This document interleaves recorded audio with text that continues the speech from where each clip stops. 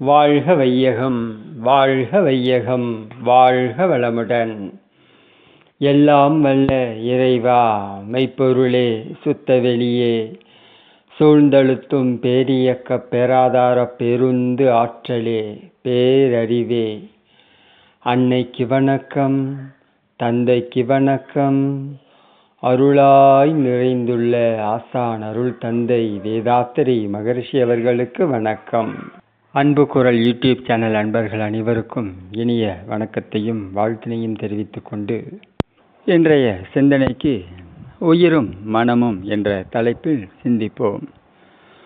உயிர் பலவாறாக இந்த பிரபஞ்சத்தில் இயங்குகிறது. உயிரினுடைய இயக்கம் என்ன? உயிர் எப்படி இயங்குகிறது? உயிருக்கும் நமக்குமான தொடர்பு என்ன?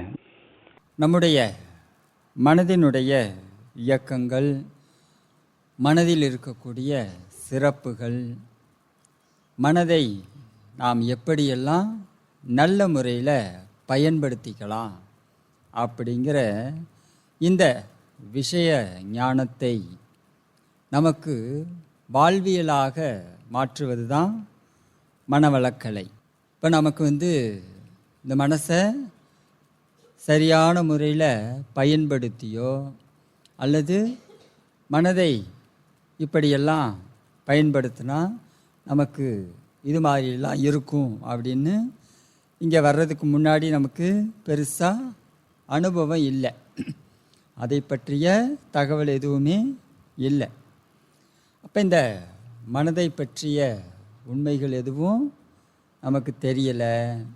அதே மாதிரி உயிரை பற்றிய உண்மைகள் எதுவும் நமக்கு தெரியலை. நம்மளுடைய வாழ்க்கையில் மனசு ஒரு முக்கியமான பங்கு இருக்குது, உயிருக்கு ஒரு முக்கியமான பங்கு இருக்குது. ஆனால் உயிர்னா என்னன்னு தெரியாமல், மனசுனா என்னன்னு தெரியாமல் வெறும் உடம்போட மட்டுமே வாழ்ந்துருக்கும். உடல் என்னென்னவெல்லாம் கேட்குதோ அதையெல்லாம் கொடுத்து அதனுடைய இன்பங்கள்லையும் அதனை சார்ந்த செயல்கள் மட்டும்தான் நாம் வாழ்க்கை அப்படின்னு இவ்வளோ நாளாக நம்மளுடைய அன்றாட செயல்பாடுகள் அமைச்சிட்ருந்தோம். ஸோ இந்த முறையை நாம் கொஞ்சம் மாற்றி அமைச்சிக்கிறதுக்கு முயற்சி பண்ணணும். நம்மளுடைய பயிற்சி அதற்கான அறிவையும் அதற்கான மனப்பக்குவத்தையும் நமக்கு கொடுக்கும். மறைபொருள், உயிர் ஒரு மறைபொருள், மனம் ஒரு மறைபொருள்.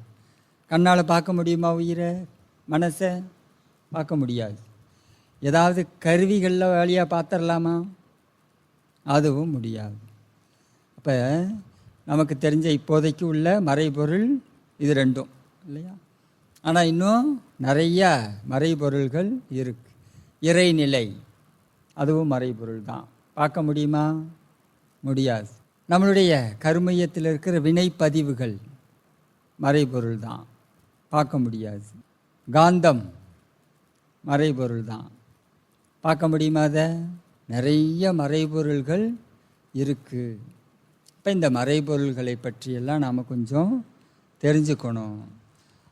அதுக்கெல்லாம் நாம் கொஞ்சம் முக்கியத்துவம் கொடுத்தாதான் இந்த பக்கம் நம்மளுடைய மனசு, அறிவு இது தெளிவு கிடைக்கும். இப்போ நம்மளுடைய இப்போதைக்கு மனசை பற்றியும் நம்மளுடைய உயிரை பற்றியும் நாம் யோசிக்கலாம். நம்ம உடம்புல உயிர் இயங்குதா? உடம்புல உயிர் எங்கே இருக்குது? நம்மளுடைய உடல் முழுவதும் உயிர் இயங்கிட்டுருக்கு. உயிர் ஒரு துகள் தான்.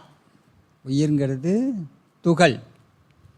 இந்த துகள் உடம்புக்குள்ளர சுற்றுது, தன்னைத்தானேவும் வேகமாக சுற்றுது. தன்னைத்தானேவும் வேகமாக சுற்றி கொள்கிறது உயிர். அதே மாதிரி இந்த உடம்பு ஃபுல்லாகவும் சுற்றிக்கிட்டும் வருது. அப்படி இந்த உயிருக்கு 3 விதமான வேலைகளை இயற்கை இறைவன் கொடுத்துருக்கான். முதல்ல என்ன வேலை அப்படின்னா, இந்த உடம்பை இயக்கிறது முதல் வேலை. உடம்பை இயக்கிறது முதல் வேலையா? நான் தானே என் உடம்பை இயக்கிட்டு இருக்கேன், நான் தான் எந்திரிக்கிறேன், நான் தான் கையை அசைக்கிறேன், நான் தான் இந்த பக்கம் பார்க்குறேன், நான் தான் அந்த பக்கம் பார்க்குறேன். இப்போ உயிர் நமக்கு ஒத்துழைக்கலைன்னு வச்சுக்கோங்களேன். கோமா ஸ்டேஜில் ஒருத்தர் இருக்கார், அவர் உடம்புல உயிர் இருக்குது. இப்போ நீங்கள் நினைக்கிறீங்க எந்திரிக்கலாம் அப்படின்னு, முடியுதா? இப்போ நாம் நினச்சாலும் எந்திரிக்க முடியல, கையை காலை அசைக்க முடியல. உயிர் நமக்கு நல்லபடியாக இயங்கினால்தான் நாம் நினச்சதை செய்ய முடியும். நம்முடைய மூளை செல்கள் வழியாக ஒவ்வொரு இன்ஃபர்மேஷனும் பாஸ் பண்ணப்படுது. மூளை கொடுக்குற இன்ஃபர்மேஷனுக்கு தான் நாம் கை அசைக்கிறோம், கால் அசைக்கிறோம், அல்லது கால் வலிக்குது, நல்ல வெயில் ஜாஸ்தியாக இருக்குது அப்படிங்கிறது எல்லாத்தையும் என்ன பண்ணுறோம், ஃபீல் பண்ணுறோம். இப்போ இந்த மூளையில் சரியானபடியாக தகவல்கள் போகலைன்னு வச்சுக்கோங்க, என்ன ஆகும்? இந்த கோமா ஸ்டேஜுங்கிறது அதுதான். மூளை வழியாக சரியாக தகவல் போக மாட்டேங்குது. அதனால் நம்மளால் என்ன பண்ண முடியல, எந்திரிக்க முடியல, உட்கார முடியல, கை காலை அசைக்க முடியல. அப்போ அந்த சரியான இயக்கம், உயிரினுடைய சரியான இயக்கம்தான் நம்மளுடைய செயல்களாக அமைகிறது, உயிரினுடைய ஒத்துழைப்பு. இப்போ இந்த உடம்பை உயிர் முதல்ல இயக்குகிறது. அதுக்கு ஏதாவது தடை ஏற்பட்டால், அதுக்கு ஏதாவது தடை வருமா? நம்ம உடம்புல ரத்த ஓட்டம், வெப்ப ஓட்டம், காற்று ஓட்டம்னு 3 இருக்கா?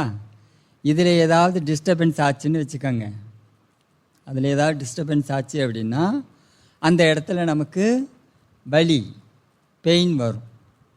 இப்போ அந்த வலியை சரி பண்ணுறதுக்காக உயிர் என்ன பண்ணும், வேகமாக ஒர்க் பண்ணும். அந்த தடையை, அந்த தேக்கத்தை சரி பண்ணுறதுக்காக முயற்சி பண்ணும். இதுதான் நம்ம உடம்புல அந்த இயக்கத்தைக்கு ஏதாவது தடை ஏற்பட்டால் உயிர் சரி செய்கிறது. உயிர் தான் அந்த வேலையை செய்யுது. உயிரை தவிர வேறு யாரும் இதை செய்கிறதுக்கு ஆள் இல்லை.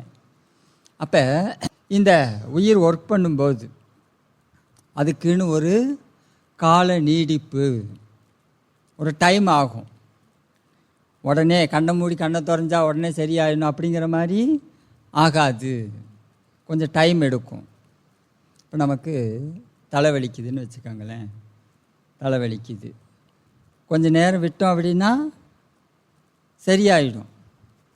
ஆனால் என்ன பண்ணுறது, ஒர்க் டென்ஷன், எப்படியாவது தலைவலியை ஓரமாக தூக்கி வச்சுட்டு வேலையை செஞ்சு கொடுக்க வேண்டியதாக இருக்குது. இதையும் வச்சுட்டு அதையும் செய்ய முடியாது. அப்படிங்கும்போது நாம் என்ன பண்ணுறோம், விக்ஸாக்ஷன் 500 கிட்ட போகிறோம். இப்போ அது என்ன பண்ணுது, ஒன்று காஃபி அல்லது விக்ஸாக்ஷன் 500. அப்போ இது என்ன பண்ணுது, இந்த தலைவலி ஏன் வருதோ அந்த பிரச்சனையை இது கொஞ்சம் நேரம் பிளாக் பண்ணி வைக்கிது. இப்போ இந்த ஆட்டோமேட்டிக்காகவே அந்த ஏதோ ஒரு படத்தில் சொல்கிற மாதிரி மருந்து சாப்பிட்டீங்கன்னா ஒரு வாரத்தில் சரியாயிடும், மருந்து சாப்பிட்லையா 7 நாளில் சரியாயிடும். ஆக மொத்தம் 2 ஒன்று தானே. இப்போ நமக்கு ஒரு இதை பற்றிய சிந்தனை நமக்கு இருக்கணும். காய்ச்சல் அடிக்குது, சளி பிடிச்சிருக்கு அப்படின்னா ஆட்டோமேட்டிக்காக அதுவே சரியாகும், ஆனால் டைம் எடுக்கும். இப்போ எதுக்காக காய்ச்சல் அடிக்குது, எதுக்காக சளி பிடிக்குது? நல்லா தான் இருந்தோம், திடீர்னு காய்ச்சல் அடிக்குது, சளி பிடிக்குது, என்ன காரணம்? இப்போ நம்மளுடைய உடம்பில் ஏதாவது ஒரு கிருமி வந்துருச்சுன்னு வச்சுக்கோங்களேன், காற்றுலேருந்து பரவன கிருமி ஏதாவது வந்துருச்சு, அல்லது தண்ணி குடித்தப்ப அதுலேருந்து ஏதாவது இன்ஃபெக்ஷன் கிருமி வந்துருச்சு அப்படின்னா இந்த கிருமியை நம்ம உடல் செல்கள் என்ன பண்ணும் அப்படின்னா ஒரு இடத்துல பிடிச்சி வச்சுக்கும். பிடிச்சி வச்சுக்கிட்டு அது எது மாதிரியான கிருமி, அதை எப்படி கொல்றது அப்படின்னு ஒர்க் பண்ண ஆரம்பிக்கும். அப்போ இதெல்லாம் கண்டுபிடிச்சி அதெல்லாம் ஒர்க் பண்ணி முடித்து அதில் இந்த கிருமியெல்லாம் செத்து போச்சு அப்படின்னா நமக்கு காய்ச்சல் சரியாக போயிடும், சளி பிடிச்சது சரியாக போயிடும். சப்ரஸர், ஹெல்ப்பர், கில்லர், மெமரி அப்படின்னு 4 விஷயம். சப்ரஸர் அப்படின்னா அதுதான் நம்ம உடல் முழுக்க இருக்கக்கூடிய காவல் படைன்னு வச்சுக்கோங்க. நம்ம உடம்பு ஃபுல்லாக இருக்கக்கூடிய காவல் படை. இவங்க என்ன பண்ணுவாங்க, ரோந்து வந்துக்கிட்டே இருப்பாங்க. ஏதாவது ஒரு கிருமி வந்துச்சு அப்படின்னா உடனே அதை மூளைக்கு அந்த தகவல் போகும். தகவல் போனோடனே இந்த சப்ரஸர் அனுப்பி வைப்பாங்க. இந்த சப்ரஸர் இந்த இடத்துல ஒரு கும்பலாக ஒரு பிரச்சனை இருக்குது, அங்கே ஒரு படை போகும். போய் அதை எல்லாத்தையும் லாக் பண்ணி வச்சுருவாங்க. அப்படி லாக் பண்ணி வைக்கிற அந்த சப்ரஸர் என்ன அப்படின்னு பார்த்தா அதற்கு பெயர் தான் சளி. அப்போ இந்த சளி இதெல்லாத்தையும் பிடிச்சி வச்சுக்குது, எங்கேயும் ஓட விடாமல் அந்த கிருமிகளை பிடிச்சி லாக் பண்ணி வச்சிடும். அதுக்கப்புறம் தான் வேலையே நடக்கும். இது எது மாதிரியான கிருமி, இது ஏற்கனவே நம்ம உடம்புக்கு வந்தது தானே அல்லது புதுசா அப்படின்னு வேலை நடக்கும். இது எல்லாத்தையும் ஆராய்ச்சி பண்ணி இதை கொல்றதுக்கு மெடிசனை ப்ரொடக்ஷன் பண்ணும். மெடிசனை ப்ரொடக்ஷன் பண்ணி அந்த கிருமியை கொன்றும். இப்போ சப்ரஸர், ஹெல்ப்பர், கில்லர் கொண்டு முடிச்சிடுச்சு அப்படின்னா இந்த நிகழ்ச்சி எல்லாத்தையும் மெமரி பண்ணி வச்சுக்கும். அடுத்து வாழ்நாளில் அந்த உடம்புக்குள்ளே எப்போ இந்த கிருமி வந்தாலும் உடனே இந்த மெமரி ஓப்பன் ஆகும். என்ன வகை அது என்ன மெடிசன் ப்ரொடக்ஷன் பண்ணி அழிச்சதோ அதே விஷயத்தை மெடிசனை ப்ரொடக்ஷன் பண்ணி அழிச்சிரும். இதுக்கு பேர் தான் காய்ச்சல். இந்த ஒர்க்கு நடக்கிற நேரத்துக்கு நமக்கு காய்ச்சல் அடிக்கும். இதே சயின்ஸை தான் என்ன பண்ணுறாங்க அப்படின்னா இந்த தடுப்பூசியெல்லாம் போடுறாங்க இல்லையா. இந்த தடுப்பூசிக்கு குழந்தைங்களுக்கு ஊசியை போட்டு காய்ச்சல் அடிக்கும் பயந்துடாதீங்கிறாங்கல்ல. தடுப்பூசி மருந்தெல்லாம் கிடையாது. அதே கிருமியை ரொம்ப மைல்டாக்கி இன்ஜெக்ட் பண்ணிடுவாங்க. அப்போ இந்த கிருமியை நம்ம உடம்புக்குள்ளே இருக்கிற ஏற்கனவே இருக்கிற இந்த விஷயமெல்லாம் நடந்து மெமரி பண்ணி வச்சுக்கும்.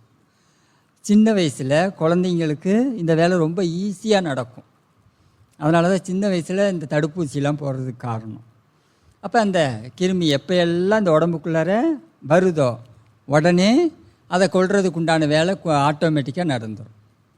ஸோ இந்த சயின்ஸை பயன்படுத்தி தான் நமக்கு தடுப்பூசி, எல்லா வகையான தடுப்பூசியுமே அது மருந்தெல்லாம் கிடையாது.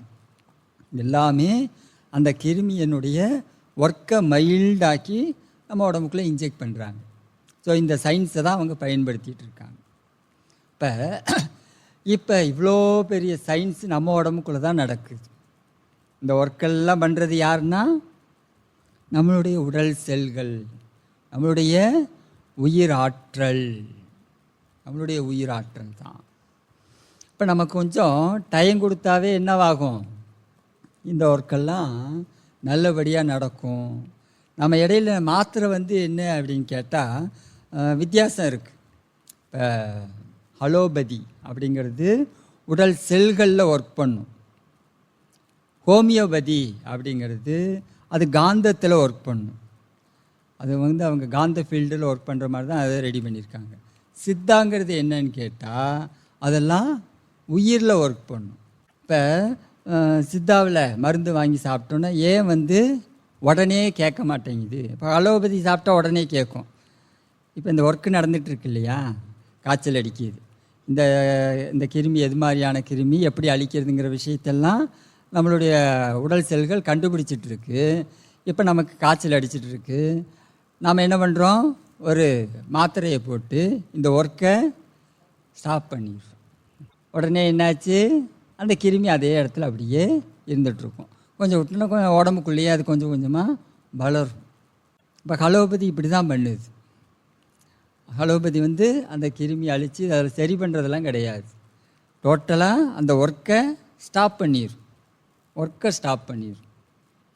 அதனால தான் இது நாக்கில் பட்டுச்சு அப்படின்னா இந்த மருந்தை முறிச்சிரும். அலோபதி மருந்து நாக்கில் பட்டுச்சு அப்படின்னா மருந்தை முறிச்சிரும். அதனால தான் என்ன பண்ணுறாங்க, சுடு தண்ணியை ஊற்றி நாக்கை மரத்து போக வச்சு அதுக்கப்புறம் மாத்திரை உள்ளே போடுறோம். அப்போ நம்மளுடைய உடம்பை நாம் தான் நல்லபடியாக பாதுகாத்துக்கணும். பாருங்க, இதெல்லாம் வந்து அரசியல், இதெல்லாம் வியாபாரம், எல்லாமே வந்து வியாபாரம். ஒரு பக்கம் அவங்களே தான் நோய்களை பரப்புகிறாங்க, இன்னொரு பக்கம் அதுக்கு மருந்தையும் அவங்களே தான் கண்டுபிடிக்கிறாங்க. எப்படியெல்லாம் நோய்களை பரப்பலாம் அப்படின்னு ஒரு டீம் உட்காந்து யோசனை பண்ணிகிட்ருக்கு. இதுக்கு ஒருத்தனுக்கு சம்பளம் கொடுத்து உட்கார வச்சுருக்காங்க. எப்படியெல்லாம் கிருமியை உலக மக்களிடையே பரப்புவது, உணவு வழியாக கொடுக்கலாம், காற்று வழியாக கொடுக்கலாம், நோய் எதிர்ப்பு சக்தியை கொஞ்சம் அவங்களுக்கு குறைச்சிட்டோம் அப்படின்னா இந்த பக்கம் எப்போவுமே நமக்கு அடிமையாக தான் இருப்பாங்க. அப்படி தான் இன்றைக்கி உணவை எல்லாம் மாற்றினதுக்கு காரணமே அதுதான். நம்முடைய உணவில் விஷமானதுக்கு காரணமெல்லாம் இந்த அறிவு தான், இந்த சிந்தனை தான். பாருங்க, மருந்தை போட்டு உணவு உற்பத்தி பண்ணி அதனுடைய தன்மையை மாற்றிட்டோம். அரிசியினுடைய தன்மை மாறிப்போச்சு. நமக்கு பேக் பண்ணி கொடுக்குறாங்க இல்லையா, எந்த ஒரு பொருளானாலும் பேக் பண்ணி கொடுக்குறாங்க. அதில் நமக்கு எக்ஸ்பைரி டேட் போட்டிருக்காங்க இல்லையா. இப்போ 4 நாள் வரைக்கும் இதில் கெட்டு போகாது அப்படிங்கிறாங்க. சரி, இப்போ ஒரு உளுந்தையே எடுத்துக்குவோம்.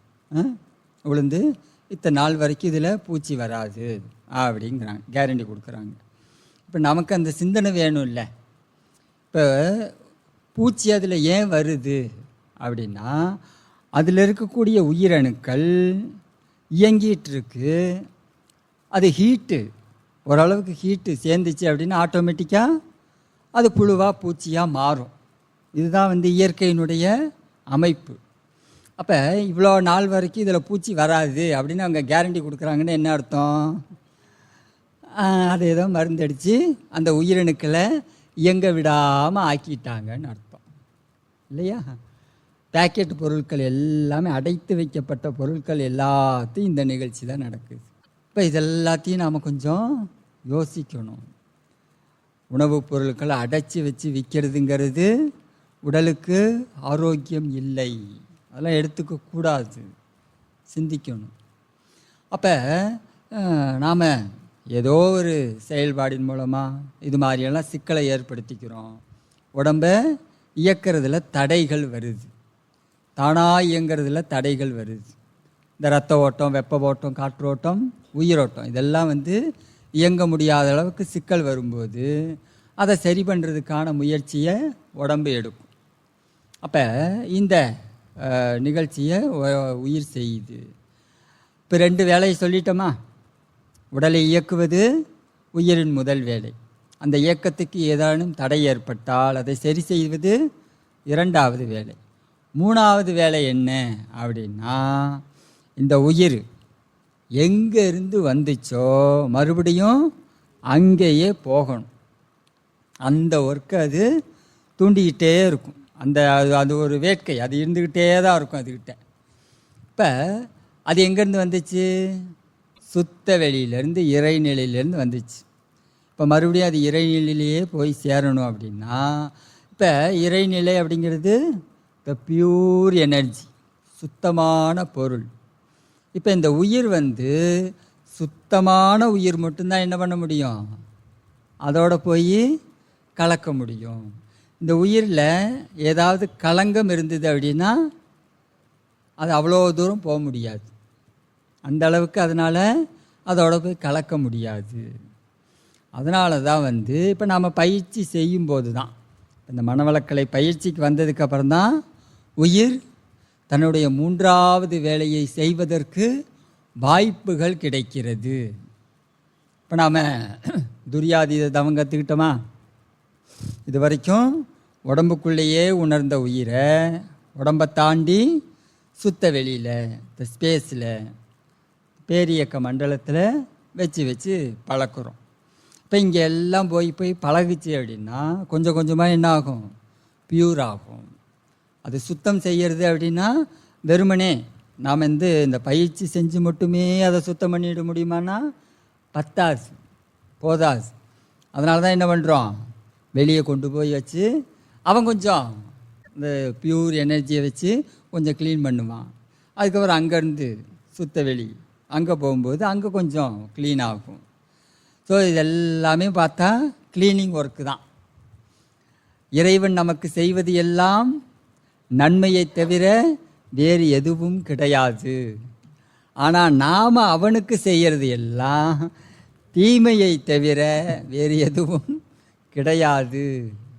அப்படி தான் பண்ணிகிட்ருக்கோம். ஆனால் பாருங்கள், எல்லாத்தையும் நாம் பண்ணிட்டு அவனை இழுத்து வச்சு திட்டிகிட்டு இருக்கோம். உன்னை நான் அப்படி பண்ணினேன், இப்படி பண்ணினேன், உன்னை அப்படி நம்பினேன், இப்படி நம்பினேன், என்னை கை விட்டுட்டியே அப்படின்னு அவனை போட்டு திட்டிகிட்டு இருக்கோம். இப்போ இதுதான் அறியாமை. இதுதான் அறியாமை. இப்போ இந்த விஷயத்தெல்லாம் புரிஞ்சுக்கிறதுக்கு நமக்கு ஒரு மனப்பக்குவம் வேணும். ஒரு குறிப்பிட்ட மனப்பக்குவம் இல்லாமல் இந்த விஷயத்தை நம்மளால் ஏற்றுக்கொள்ள முடியாது. இப்போ ஒரு விஷயத்தை ஏற்றுக்கிறதுக்கு நமக்கு பக்குவம் தேவை. அப்போ அந்த பக்குவத்தை தான் நம்முடைய பயிற்சிகள் நமக்கு மேலோங்க செய்கிறது. நம்ம இந்த பயிற்சி செய்ய தான் இந்த விஷயங்களை நாம் ஏற்றுக்குவோம். பயிற்சி செய்யாமல் நம்மளால் பல விஷயங்களை ஏற்றுக்கொள்ள முடியாது. அந்த பக்குவம் கிடைக்காது. யதார்த்தம் அதுதான். இப்போ அமெரிக்காவுக்கு போகிறாங்க, லண்டன் போகிறாங்க, அங்கே இருக்கிற காட்சியெல்லாம் பார்க்குறாங்க. இப்போ நாமளே கூட வால்பாறைக்கு போனோமா, வால்பாறைக்கு போனோம், அந்த வியூ பாயிண்ட்டுக்கெல்லாம் போனோம். இப்போ நாம் அடுத்தவங்களுக்கு அதை சொல்கிறோம். ஃப்ரெண்ட்ஸுங்கள்கிட்ட, வேறு வகுப்புக்கு வந்தவங்கள்ட்டலாம் சொல்கிறோம்.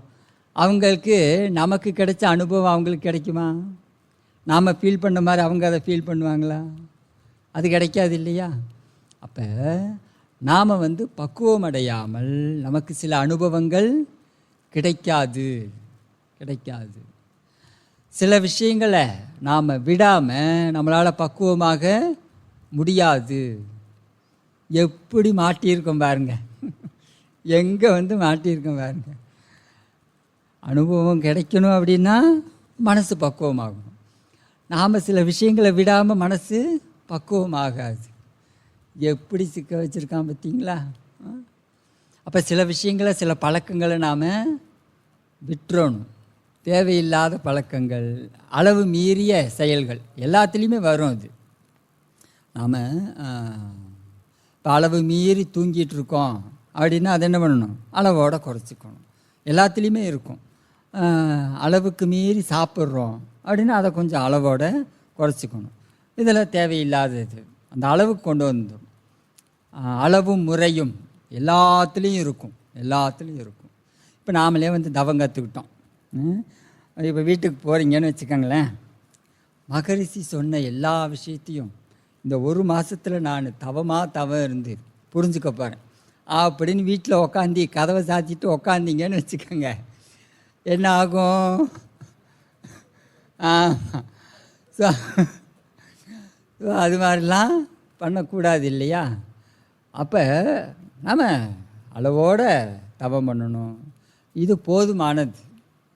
நம்ம ஒரே நாளில் அல்லது ஒரே மாதத்துலலாம் அவனை உணர்ந்துடவெல்லாம் முடியாது. கொஞ்சம் டைம் எடுக்கும். எப்படி உயிர் நம்ம உடம்புல சில விஷயங்களை பண்ணுறதுக்கு டைம் எடுக்குதோ, அதே மாதிரி நம்மளுடைய உடம்புக்குள்ளார இறைநிலை பற்றிய அனுபவங்கள் பெருகுவதற்கும் டைம் எடுக்கும். நாம் அந்த அளவுக்கு பொறுமையோடு இருக்கணும். அவசரப்படக்கூடாது. இப்போ அவசரப்பட்டு எனக்கு இந்த விஷயம்லாம் அனுபவம் ஆகலையே அப்படின்னு ஒரு வேகம் வருதுன்னு வச்சுக்கோங்க. இந்த வேகத்தினுடைய விளைவு என்ன? ஒன்று, அதிகப்படியாக எதிர்பார்க்குறோம், அளவு மீறி எதிர்பார்க்குறோம். அப்போ குறிப்பிட்ட நாட்களுக்குள்ளே இதெல்லாம் நடக்கலை அப்படிங்கும்போது வெக்ஸ் ஆகிடுவோம். வெக்ஸ் ஆகி நமக்கும் இதுக்கும் செட் ஆகாதுன்னு நினைக்கிறேன். நாம் வேறு எதாவது முயற்சி பண்ணுவோம் அப்படின்னு வேறு எங்கேயாவது போயிடுவோம். ஸோ அது மாதிரி தான். அதெல்லாம் கூடாது. நம்ம இந்த விஷயத்தெல்லாம் புரிஞ்சுக்கணும். நமக்கு கிடைக்க வேண்டிய அனுபவம் கொஞ்சம் காலதாமதம் ஆகலாம். 4 நாள் 4 மாதம் ஆகலாம். ஆனால் கண்டிப்பாக அனுபவம் கிடைக்கும். அவசரப்படக்கூடாது. இதுக்கெல்லாம் காரணம் என்ன அப்படின்னா நம்முடைய வினைப்பதிவு அதுதான் தடுக்குது. நம்மளுடைய விலங்கின பதிவு என்ன பண்ணுது? குறுக்க நிற்கிது. சும்மா ஒரு செக் போஸ்ட்டில் இருக்கிற மாதிரி ஒரு குச்சியை கொண்டு வந்து நிப்பாட்டி வச்சுட்டுலாம் நிற்கலை. அதை வந்து செவுத்தையே கட்டி வச்சுருக்கு. அவ்வளோ பெரிய செவுரு குறுக்க இருக்குது. இதை தாண்டி இதை கொஞ்சம் கொஞ்சமாக உடச்சி அந்த பக்கம் போகிறதுங்கிறது கொஞ்சம் டைம் எடுக்கக்கூடிய வேலை. அதெல்லாம் வந்து நடக்கிறதுக்கு கொஞ்சம் நாள் ஆகும். அப்படிங்கிறதுனால நம்ம பொறுமையோடு இருக்கணும், அவசரப்படக்கூடாது.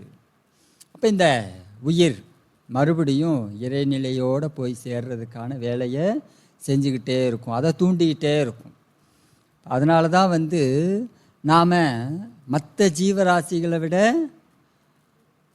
நம்மளுடைய வாழ்க்கை முறைங்கிறது நாளுக்கு நாள் மாறிக்கிட்டே இருக்குது. இப்போ பாருங்கள், ஒரு விலங்கு எடுத்துக்குவோம், 5 அறிவு விலங்கு. ஒரு சிங்கம் எடுத்துக்குவோம், புலி எடுத்துக்குவோம். அதனுடைய ஹிஸ்ட்ரி பார்த்தோம் அப்படின்னா அது 1000 வருஷங்களுக்கு முன்னாடி எப்படி இருந்ததோ அதனுடைய வாழ்வியல் முறை இப்பயும் அப்படியே தான் இருக்குது. ஆனால் மனிதனுடைய வாழ்வியல் முறை அப்படின்னு ஹிஸ்ட்ரி எடுத்தோம் அப்படின்னா நாம் ஆரம்ப காலகட்டங்களில் இருந்த மாதிரி இன்றைக்கி இல்லை. இந்த பூமியவே நாம் தான் ஆட்சி பண்ணிகிட்ருக்கோம் இல்லையா? அந்த அளவுக்கு வந்துட்டு இது பத்தாதுன்னு சொல்லிட்டு இந்த ஸ்பேஸ், இந்த பேரியக்க மண்டலத்தையும் இந்த கேலக்சியவே ஆட்சி பண்ண முடியுமா அப்படிங்கிற அடுத்த கட்டத்துக்கு போய்கிட்ருக்கோம்.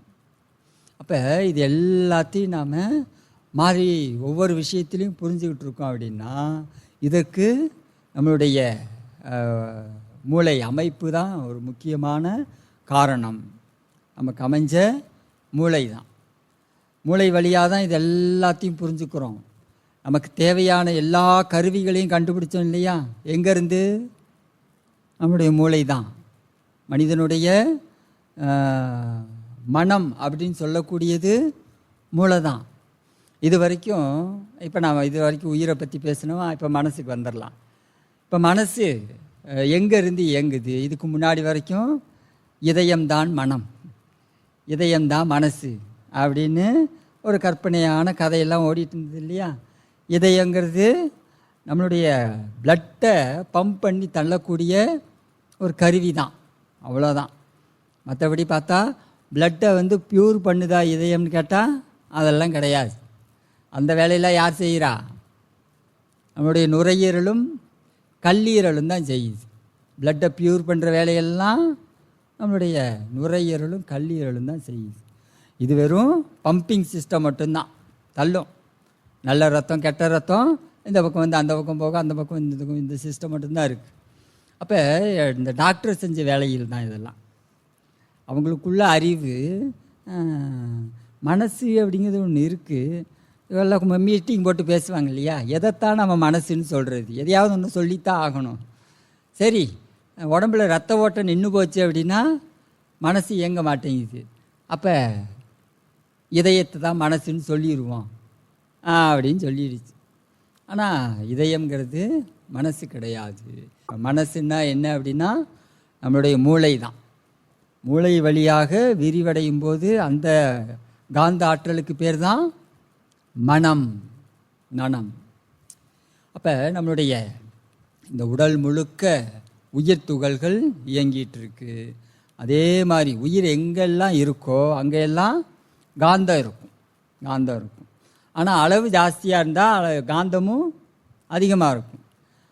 உயிர் துகளினுடைய எண்ணிக்கை கம்மியாச்சுன்னா காந்தத்தினுடைய அடர்த்தியும் குறைஞ்சிரும்.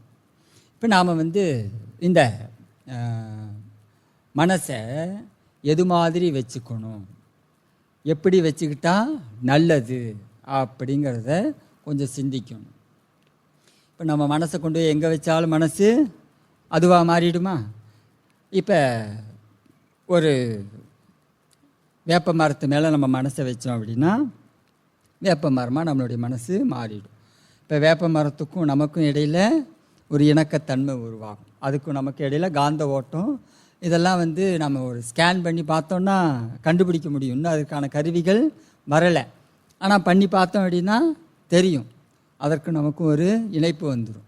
ஒரு இயக்கம் நடந்துக்கிட்டு இருக்கும். இப்போ காந்தத்துக்கு ஐவகையான இயக்கங்கள் இருக்குன்னு சொல்லி கொடுத்தோமா? என்னென்ன இயக்கங்கள்? மோதுதல், சிதறுதல், ஊடுருவுதல், இரண்டுக்கும் இடையே ஓடிக்கொண்டிருத்தல், பிரதிபலித்தல். இந்த ஐவகையான இயக்கங்கள் இருக்குது. அப்போ நம்ம மனசை கொண்டு போய் ஒரு வேப்ப மரத்தில் வச்சோம்னா வேப்ப மரத்தினுக்கும் நமக்கும் இடையில் இந்த மோதுதல், சிதறுதல், ஊடுருவுதல், இரண்டுக்கும் இடையே ஓடிக்கொண்டிருத்தல், பிரதிபலித்தல், இதெல்லாம் நமக்கும் நடக்கும். அப்போ எது மேலே நம்மளுடைய மனசை வச்சாலும் மனசு அதுவாக மாறிடும். மகரிஷி ஒரு கவிதையில் இந்த விஷயத்தை சொல்கிறாங்க.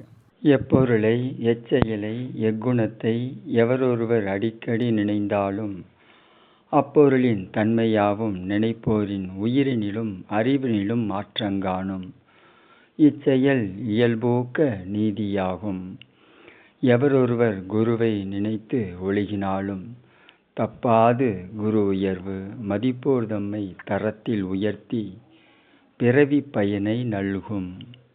எப்பொருளை, எச்செயலை, எக்குணத்தை எவரொருவர் அடிக்கடி நினைந்தாலும், அடிக்கோளிட்டு இதை எப்பொருளை எவரொருவர் அடிக்கடி நினைந்தாலும், சும்மா ஒரு தடவை அப்படிங்கிறது ஓகே, ஆனால் அடிக்கடி அடிக்கடி அடிக்கடி நினைந்தாலும் அப்பொருளின் தன்மையாவும், அந்த பொருளுடைய தன்மை என்னவோ அது எல்லாம் நினைக்கிறவங்களுடைய உயிரிலேயும் அறிவிலேயும் மாற்றம் காணும். இச்செயல் இயல்பூக்க நீதியாகும். இந்த செயல் இயற்கையினுடைய அமைப்பு. அப்போ எவரொருவர் அடிக்கடி குருவை நினைந்தாலும் தப்பாது குருவின் அறிவு நினைப்போர் தம்மை அறிவில் உயர்த்தி பிறவி பயனை நல்கும். யார் நினைக்க சொல்கிறாங்க மகரிஷி? குருவை நினைக்க சொல்கிறாங்க. குருவாக இருப்பது யாருன்னு நம்ம நாமெல்லாம் பார்த்தா மகரிஷி, வேதாத்திரி மகரிஷின்னு அவரை நாம் சொல்லுவோம். ஆனால் அவர் ஒரு நாள் அவரை குருன்னு ஒத்துக்கிட்டாரான்னா இல்லை. எல்லாத்துக்கும் குரு ஒருத்தந்தான். அவன் ஒருத்தந்தான் குருவாக இருக்க முடியும். ஏன்னா குருவை உணர்ந்த தன்மையோடு நாம் இங்கே என்ன பண்ணலாம்? வாழலாம், விஷயங்களை பரிமாறிக்கலாம். ஆனால் குருவாக இருக்கிறது எல்லாம் எந்த காலமானாலும் சரி, எல்லா காலத்துக்கும் அவன் ஒருத்தந்தான் குருவாக இருக்க முடியும். இந்த சுத்த வெளி அதுதான் குருவாக இருக்க முடியும். அப்போ நாம் அடிக்கடி குருவை நினைத்து என்ன பண்ணணும்? நம்மளுடைய பிறவி பயனை நாம் பெற வேண்டும். எதுக்காக இந்த பூமிக்கு வந்தோமோ அந்த நிகழ்ச்சியை நம்முடைய உடம்பில், நம்முடைய உயிரில் நாம் நடத்தி கொள்ள வேண்டும். அதை நாம் தான் நடத்திக்கணும். தானாலாம் நடக்காது. செயலை செய்யணும் இல்லையா? செயலை செய்யணும். தானாக எதுவும் நடக்காது. நாம் தான் அதற்கான செயலை செய்ய வேண்டும். அந்த செயலுக்கு இடையில் இருக்கக்கூடிய ஒரு சிஸ்டம் தான் மனம். இப்போ இது எல்லாத்தையும் நாம் எதை வச்சு புரிஞ்சுக்கிறோம்? நம்முடைய மனசை பயன்படுத்தி தான் புரிஞ்சுக்கிறோம். மனதின் வழியாக தான் இந்த விஷயங்கள் எல்லாமே நாம் சிந்திக்கிறோம், புரிஞ்சுக்கிறோம். நாளைக்கு மறுபடியும் நினச்சி பார்க்குறது கூட மனதின் வழியாக தான். அப்போ இந்த மனசு எது மாதிரி இருந்தது அப்படின்னா அதற்கு இந்த விஷயமெல்லாம் புரியும் அப்படிங்கிறது ஒன்று இருக்கு இல்லையா? அதை நாம் தெரிஞ்சுக்கணும். இங்கே நம்ம எல்லா விஷயத்தையுமே சயின்ஸாக தான் சொல்லி கொடுத்துட்ருக்கோம். சயின்ஸுக்கும் நம்மளுடைய வாழ்வியலுக்கும் முழுக்க முழுக்க தொடர்பு இருக்குது. எல்லாமே நம்மளுடைய வாழ்க்கையில் சயின்ஸு தான். சயின்ஸ் இல்லாமல் எதுவுமே இல்லை. அதே மாதிரி மெய்ஞானம் இல்லாமையும் எதுவும் இல்லை. இப்போ விஞ்ஞானம் அப்படிங்கிறது கண்களுக்கு, புலன்களுக்கு தட்டுப்படுவது விஞ்ஞானம். மெய்ஞானங்கிறது இந்த பக்கம் அப்படியே கண்களுக்கு, புலன்களுக்கு தட்டுப்படாதது மெய்ஞானம். அப்போ ரெண்டு சைடும் இருக்குது. நம்முடைய வாழ்க்கை விஞ்ஞானமும் மெய்ஞானமும் கலந்த கலவை. இப்போ நம்ம இந்த உலகம், இந்த பூமி இப்போ எதில் வளர்ந்துட்டுருக்கு அப்படின்னா விஞ்ஞானத்தில் மட்டுமே வளருது. மெய்ஞானத்தில் இன்னும் அந்த அளவுக்கு சரியான வளர்ச்சி இல்லை. இந்த கேப்பை தான் என்ன பண்ணுறோம், நாம் ஃபுல்லப் பண்ணுறோம். மெய்ஞானத்தில் மனித வாழ்க்கையை நிறைவு செய்தல் அப்படிங்கிறது தான் மனவளக்கலை பயிற்சி செய்து கொண்டிருக்கிறது. நாம் ஸ்கூலில் அறிவியல்னு ஒரு பாடத்திட்டம் வச்சுருக்கோம் இல்லையா. அறிவியல் அப்படின்னா விஞ்ஞானத்தை பற்றிய பாடத்திட்டம் இல்லையா. ஆனால் இந்த பேர் அதுக்கு பொருந்தவே பொருந்தாது. விண்ணியல் அப்படின்னு சொன்னாதான் இதை பற்றிய ஒரு சப்ஜெக்டாக இருக்க முடியும். இவங்க சொல்லிக் கொடுக்குறதெல்லாம் விண்ணியல் தான். அறிவியல்னா என்ன அப்படின்னா இறைவனை பற்றி பேசுவது, இறைவனை பற்றிய தகவலை சொல்வது தான் அறிவியல். இப்போ இதெல்லாம் என்னது, விண்ணியல். இது அறிவியல் இல்லை. இந்த பேர் நல்லா இருந்ததுங்கிறக்காக என்ன பண்ணிட்டாங்க, தூக்கி வச்சுக்கிட்டாங்க. ஸோ அது விண்ணியல் தான், அது அறிவியல் அல்ல. அறிவியல்னா இயற்கையை பற்றி, இறைவனை பற்றி. அவங்களுக்கு இயற்கைன்னு சொன்னால் கூட வேறு ஏதோன்னு புரிஞ்சுக்குவாங்க. இறைவனை பற்றி பேசுவது தான் அறிவியல். ஏன்னா அறிவாக இருப்பது இறைவன். இறைவன் தான் அறிவாக இருக்கான். இறைவன் தான் நமக்குள்ளே இருந்து அறிவாக செயல்படுகிறான். அப்போ இது மாதிரி தான் நம்மளுடைய வாழ்க்கையில் நிறைய விஷயங்கள் குழப்பப்பட்டிருக்கு, கன்ஃபியூஸ் பண்ணி விட்டுருக்காங்க. தெரிஞ்சோ தெரியாமலோ இதெல்லாம் நடந்திருக்கு. ஸோ இதிலெல்லாம் இருந்து நாம் கொஞ்சம் கொஞ்சமாக வெளியே வரணும். இப்போ நம்ம குழந்தைய வளர்க்குற முறை இருக்கு இல்லையா, அதுலேயே நிறைய பேர் என்ன பண்ணுறோம், தப்பு பண்ணுறோம். ஏன்னா நமக்கும் வாழ தெரியல, நாம் வளர்க்குற குழந்தைங்களுக்கும் சரியாக வளர்க்க தெரியல. என்ன பண்ணுறோம் அப்படின்னா, அப்போ ஒரு குழந்தை இருக்குது அப்படின்னா நடந்து வரும்போது தக்க பக்கா நடந்து கீழே உலகு தான் செய்யும். விழுந்துச்சுன்னா நாம் என்ன பண்ணுறோம், குழந்தைய சமாதானப்படுத்துகிறோங்கிற பேரில் குழந்தைய தூக்கிட்டு கீழே எந்த இடத்துல விழுந்ததோ அந்த இடத்த 2 அடி அடித்து, இங்கே வேறு உன்னை தள்ளி விட்டுச்சுல, அடிச்சிட்டேன், அழுகாத. இப்போ இந்த விஷயத்தை பயன்படுத்துகிறோமா, அந்த குழந்தையும் அழுகையை நிறுத்திடுதுன்னு வைங்க, சிரிக்குது உடனே.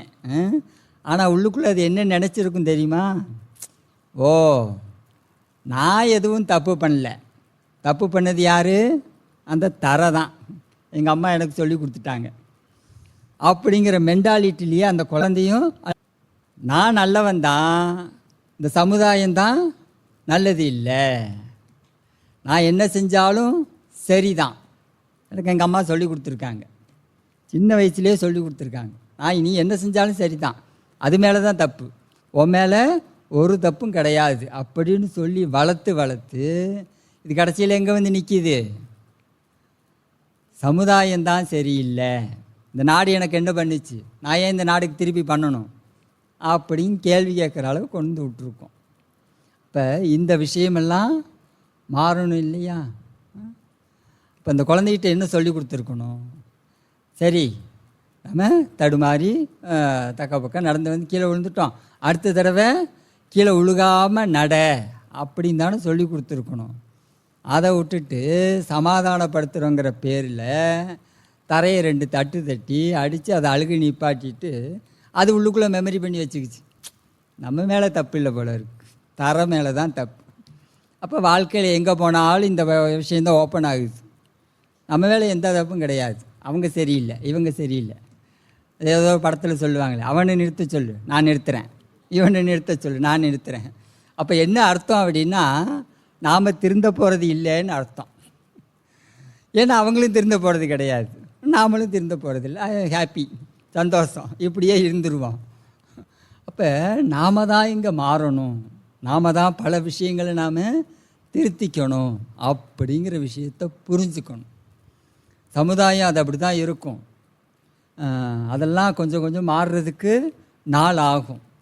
ஆனால் இதையெல்லாம் இப்போ நீங்கள் போய் கம்பேர் பண்ணாதீங்க, மற்றவங்களோட உங்களுடைய லைஃப்பை கம்பேர் பண்ணிக்கிட்டு இது மாதிரி அவங்கெல்லாம் அப்படி இருக்காங்க, நான் மட்டும் இப்படி இருந்து என்ன பண்ண போகிறேன் அப்படின்னு யோசித்தோம் அப்படின்னா ஒரு நாளும் நம்மளுடைய வாழ்க்கை நலம் பெறாது. இப்போ நம்மளுடைய உயிர் வந்து தூய்மையாகணும், நம்மளுடைய மனசு தூய்மையாகணும், நம்மளுடைய கருமையும் தூய்மையாகணும். அப்படின்னா அவங்களோட போய் நாம் கம்பேர் பண்ணக்கூடாது, விட்டுறட்டும். அவங்களுடைய வாழ்வியல் முறை, அவங்க தெரிஞ்சது அவ்வளோதான் செய்கிறாங்க. இப்போ எனக்கு இது தெரிஞ்சிருச்சு இல்லையா, நான் இனிமேல் என்ன பண்ண மாட்டேன், செய்ய மாட்டேன் அப்படின்னு நாம் ஒதுங்கி நிற்கணுமே ஒழிய போய் அவங்களோட விவாதமெல்லாம் பண்ணக்கூடாது. அப்படி விவாதம் பண்ணோம் அப்படின்னா இது என்ன ஆகும், தேவையில்லாத மனக்குழப்பங்கள் உருவாகும். அதனால் அவங்களெல்லாம் அமைதியாக வாழ்த்திட்டு நாம் நகர்ந்து வந்துக்கிட்டே இருக்கணும், நம்மளுடைய வேலையை பார்த்துக்கிட்டே இருப்போம். அவங்க வந்து அவங்களுடைய வாழ்க்கையில் எப்போ மாறுறாங்களோ அப்போ மாறுவாங்க. இப்போ இந்த விஷயம்லாம் நமக்கு தெரியுது, நாம் இன்றைக்கி மாறுறோம். அப்போ நாளைக்கு அவங்களுக்கும் இதே விஷயம் தெரியும் போது தான் அவங்களும் மாறுவாங்க. அது வரைக்கும் அவங்க அப்படித்தான் இருப்பார்கள். இது வந்து மாறாத ஒரு விஷயம் இல்லையா, யதார்த்தங்கிறது இதுதானே. அப்போ நாளைக்கு அவங்க தெரிஞ்சுக்கிட்டு நாளைக்கு மாறக்கூடியவங்க அவங்க. இன்றைக்கி நாம் தெரிஞ்சுக்கிட்டோம், இன்றைக்கி நாம் மாறிடுவோம். அந்த விஷயத்துக்கு வந்துடணும், அந்த இடத்துக்கு வந்துடணும். இப்போ இதில் வந்து நமக்கு நிறைய இப்போ நீங்கள் இங்கேருந்து போனதுக்கப்புறம் ஒரு சின்ன பிரேக், கொஞ்சம் பெரிய பிரேக் எல்லாம் வரும். ஆனால் பிரேக் எடுத்தீங்க அப்படின்னா அது கொஞ்சம் லாங் டைம் பிரேக்காக போயிடும். ஆரம்பத்தில் நமக்கெல்லாம் இது தெரியல, கண்டிப்பாக எல்லாம் இதை கிராஸ் பண்ணி தான் ஆகணும், வேறு வழியும் இல்லை. இப்போ நான் ஒரு 6 மாதம் எக்ஸசைஸ் உடற்பயிற்சி எதுவும் பண்ண வேண்டாம் அப்படின்னு அது அப்படி தான் தோணுச்சு. அது ஏன் தோணுச்சு, எதுக்காக தோணுச்சு, எதனால் இந்த முடிவு எடுத்தேன்னு இன்னும் எனக்கு தெரியல. ஆனால் இந்த முடிவு எடுத்தேன், இந்த முடிவை மட்டும் எடுத்திருக்கேன், அது மட்டும் ஞாபகம் இருக்குது. 6 மாதம் நான் இதை ஒதுக்கி வச்சேன்னா அடுத்த 6 மாதம் அது என்னை ஒதுக்கி வச்சிருச்சு. நீ என்ன 6 மாதம் வேண்டான்னு சொன்னில்ல, வா நீ இன்னும் 6 மாதம் என்னோட சேரவும் முடியாது அப்படின்னு கடைசியில் பார்த்தா 1 வருஷம் ஆயிடுச்சு மறுபடியும் அது கூட போய் சேர்றதுக்கு. பயிற்சி கிரிச்சி எல்லாமே அப்படியே அது கட்டானது தான். அது மறுபடியும் நம்ம போராடி போய் சேரணும். அதுக்கு நாம் எடுத்த முயற்சி பேசாமல் நம்ம முன்னாடி இருந்தே அமைதியாக பயிற்சியை பண்ணிகிட்டே வந்திருக்கலாம் அப்படின்னு தோணுச்சு. ஆனால் சேர்றதுக்குள்ளே பெரிய பாடம் ஆகி போச்சு. ஆனால் ஏன் இந்த முடிவு எடுத்தேன் அப்படின்னா இன்னமும் எனக்கு தெரியல. இதெல்லாம் பண்ணது யார் அப்படின்னா நமக்குள்ளே இருக்கக்கூடிய இந்த விலங்கின பதிவு. இப்போ அது ஒவ்வொரு செல்லுலேயும் என்ன பண்ணுது, இந்த விலங்கின பதிவுகளை ரெடியூஸ் பண்ணி விடுதான். என்னமோ நமக்கு ஒரு பொருந்தா உணர்வு வருது அப்படின்னு அது ஃபீல் பண்ணுது. என்ன நடக்கிறதுனால இந்த விஷயம் நடக்குது அப்படின்னு பார்த்தா இவன் ஏதோ புதுசாக பயிற்சியெல்லாம் பண்ணிகிட்ருக்கான், ஏதோ தியானங்கிறான், ஏதோ காயக்கல்பங்கிறான். இதெல்லாம் இவன் பண்ணுறதுனால தான் நமக்கு அது இன்ஃபெக்ஷன் ஆகுது. நாம் இந்த இடத்த விட்டு காலி பண்ண வேண்டியதாக இருக்குது. இப்போ இந்த வேலையை அவனை செய்ய விடாமல் தடுத்துட்டோம் அப்படின்னா நாம் இங்கேயே இருந்துடலாம்ல அப்படின்னு நமக்குள்ளே இருக்கிற வினைப்பதிவு கொஞ்ச நாள் கழித்து இந்த பயிற்சியை செய்ய விடாமல் தடுக்கும். ஏன்னா நமக்கு இருக்கிற நாலேஜ் வேறு, ஆனால் அதுக்கு இருக்கிற நாலேஜு அதிகம், எவ்வளோ நாள் வாழ்ந்துருக்கு. இப்போ நாமளே பாருங்களேன், ஒரு சட்டமாகவே கொண்டு வந்துட்டோம் இல்லையா, குடியிருப்போருக்கே வீடு சொந்தம். ரொம்ப நாள் ஒரு இடத்துல நாம் குடியிருந்தோன்னா சட்டம் அதைத்தான் சொல்லுது, அவங்களுக்கே அது சொந்தம். அதனால தான் இப்போ எல்லாம் என்ன பண்ணுறது கிடையாது, ஒத்திக்கு விட்டாங்க அப்படின்னா 2 வருஷம்தான், அதுக்கு மேலே மறுபடியும் வேணால் அக்ரிமெண்ட் போட்டுக்கலாம். ஆனால் 2 வருஷத்துக்கு மேலே கிடையாது. ஏன்னா சட்டம் அதுதான், ரொம்ப நாள் ஒருத்தங்க இருந்தாங்க அப்படின்னா அது அவங்களுக்கு தான் சொந்தம் அப்படின்னு தான் இந்திய சட்டம் இருக்குது.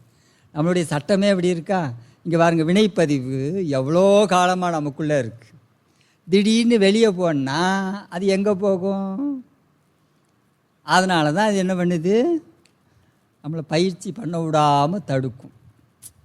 ஏன்னா இவ்வளோ காலமாக அதிகாரம் பண்ணிட்டு நானே ராஜா நானே மந்திரின்னு வாழ்ந்துட்டு இன்றைக்கி இல்லை நீ வெளியே போ, இந்த மாதிரிலாம் நீ இருக்கக்கூடாது, நான் மனுஷனாக மாறப்போகிறேன் அப்படின்னா அது நம்மளை மாற விடாது, திருந்த விடாது.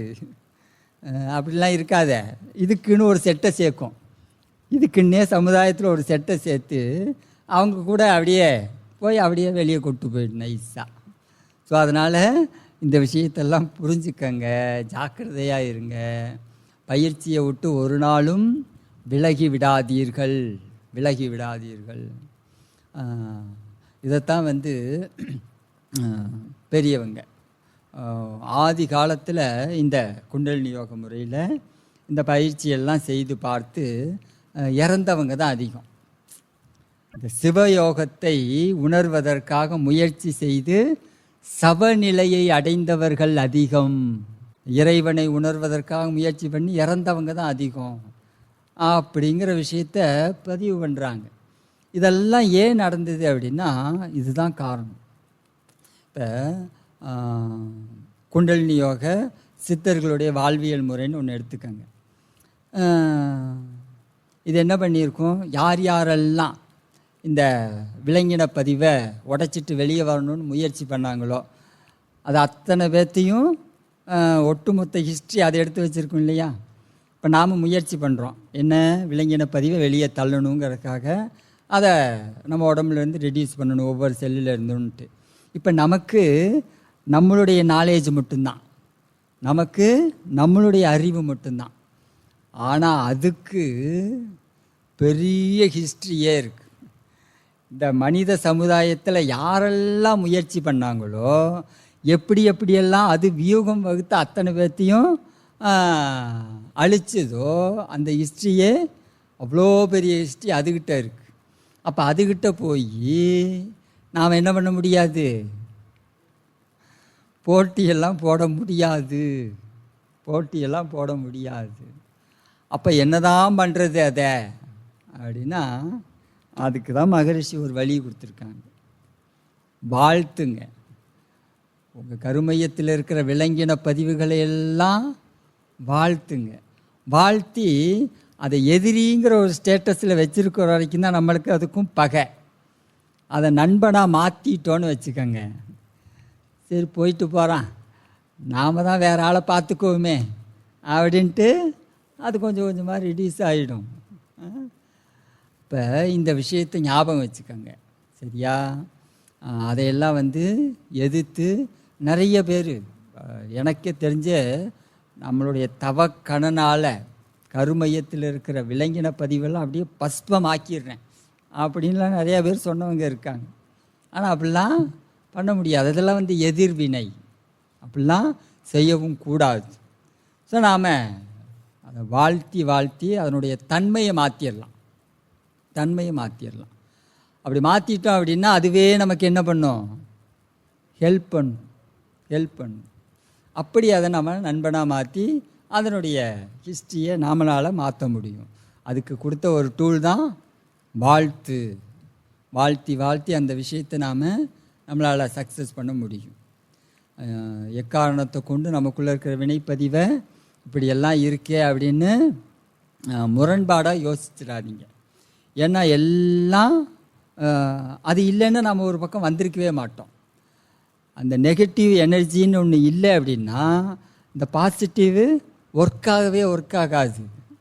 அது இல்லைன்னா நாம் வந்திருக்கவே முடியாது. அது வரைக்கும் அதை நாம் என்ன பண்ணணும், வாழ்த்தணும் இல்லையா? வாழ்த்துக்குரிய விஷயந்தானே அது. ஸோ அதனால் அதெல்லாம் மோசமானது, அது வெறுப்புத்தன்மையோடெல்லாம் அதை பார்க்காதீங்க. விலங்கின பதிவை அமைதியாக வாழ்த்தி நண்பனாக மாற்றிடுங்க.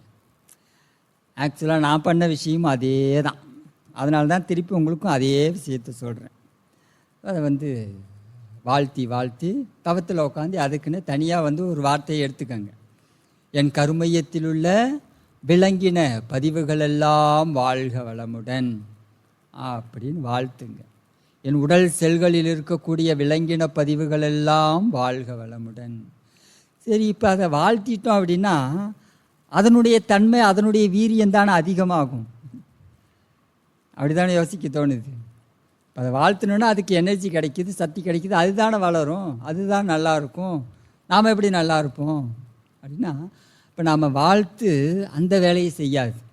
நம்மளுடைய வாழ்த்து என்ன பண்ணும் அப்படின்னா அதுக்குள்ளே இருக்கக்கூடிய பாசிட்டிவ் எனர்ஜி இருக்கு இல்லையா, அதை இன்க்ரீஸ் பண்ணும். இப்போ எல்லாத்துக்குள்ளேயும் பாசிட்டிவும் இருக்குது, நெகட்டிவும் இருக்குது. என்ன இது ஹையில் இருக்கும், அது லோவில் இருக்கும். எல்லாமே அப்படி தான். ஒரு இடத்துல பாசிட்டிவ் ஹையாக இருக்கும், நெகட்டிவ் ரொம்ப லோவாக இருக்கும்.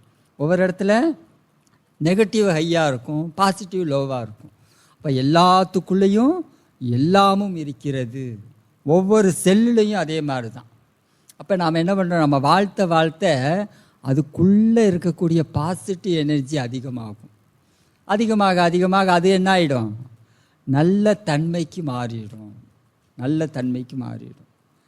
இப்போ இந்த விஷயத்தெல்லாம் நாம் உள்ளேயும் மருந்து கொடுக்குறோம், வெளியையும் மருந்து கொடுக்குறோம். சித்தாவில் அகமருந்து புறமருந்துன்னு இருக்குது. அகமருந்து 32, புறமருந்து 32ன்னு ஒரு கணக்கு இருக்குது. அப்போ வெளியேருந்து மருந்து கொடுத்து உள்ளேருந்து மருந்து கொடுத்தோம்னா நோய் சரியாக போயிடும். அவ்வளோதான் விஷயம்.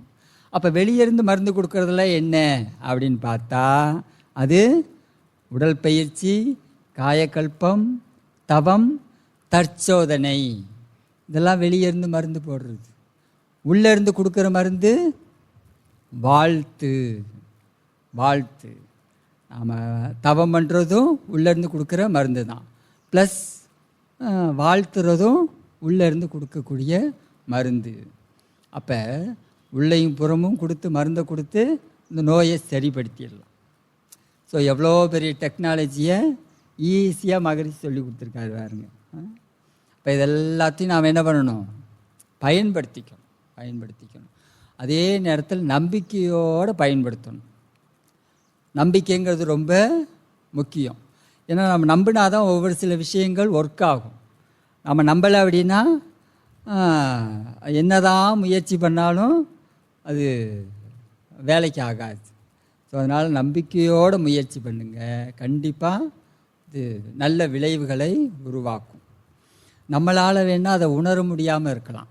இப்போ நமக்கு சாந்தி தவ உணர்வே கிடைக்க மாட்டேங்குது. மற்ற தவல்லாம் நல்லா இருக்கியா, துரியம், ஆக்கினை, இதெல்லாம் நல்லா கிடைக்கிது. ஒரு நேரம் இல்லாட்டி கூட ஒரு நேரம் கிடைக்கிது. ஆனால் அந்த சாந்தி தவம் நானும் தேடி பார்க்குறேன், ஒன்றும் கிடைக்க மாட்டேங்குது. அது கிடைக்காது. ஏன்னா அது ரொம்ப மைல்டாக இயங்கும், ரொம்ப மைல்டாக, ரொம்ப ஸ்லோவான இயக்கம். ஆனால் இது அப்படி கிடையாது. ஆக்கினையோ துரியமோ அப்படி இல்லை, இதெல்லாம் ஸ்பீடாக இயங்குது. அதனால் இதை போய் நம்மளால் டக்குன்னு ரீச் பண்ண முடியுது. வேகமாக இயங்கக்கூடிய ஒரு பொருளோட புரிஞ்சிக்க முடியுது. ஆனால் ரொம்ப மைல்டாக சுற்றுறத நம்மளால் என்ன பண்ண முடியல, புரிஞ்சிக்க முடியல. ஏன்னா நாம் வேகமாக சுற்றிக்கிட்டு இருக்கோம், நம்மளுடைய மனசு வேகமாக சுற்றுது. அப்போ மைல்டாக இருக்கிற விஷயம் புரிய மாட்டேங்குது. அதனால தான் இது அண்டர்ஸ்டாண்ட் ஆக மாட்டேங்குது. அண்டர்ஸ்டாண்டுங்கிற வார்த்தைக்கு இதுதான் பொருள். ஒரு விஷயத்தை நீ புரிஞ்சுக்கணுன்னா அதுக்கு கீழே நீ வா. அண்டர்ஸ்டாண்ட், அப்பர் ஸ்டாண்டுன்னு சொல்லலை. ஒரு விஷயத்தை நீ புரிஞ்சுக்கணுன்னா அதுக்கு கீழே நீ வரணும். அப்போ தான் அதை புரிஞ்சுக்க முடியும். நாம் என்ன பண்ணணும், மூலாதாரத்தில் சாந்தி தவத்தை புரிஞ்சுக்கணுன்னா அதுக்கும் கீழே மைல்டாக நம்மளுடைய மன இயக்கம் வரும்போது தான் அது புரியும்.